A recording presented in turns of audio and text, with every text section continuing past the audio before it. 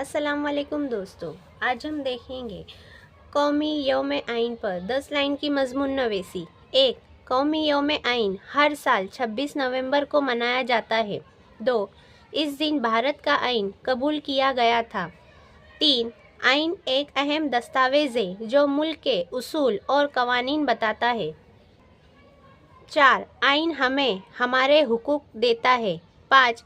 Doctor B.R. Ambedkar को आइन का मेमार कहा जाता है। 6.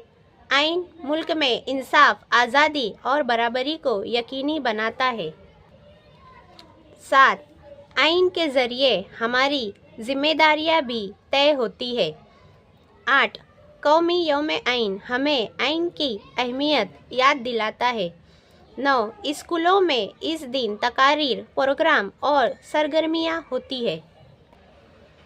10. हमें हमेशा आइन का एहतराम करना चाहिए क्योंकि ये हमारी पहचान है। शुक्रिया दोस्तों, वीडियो अच्छी लगे तो लाइक शेयर और सब्सक्राइब कीजिए।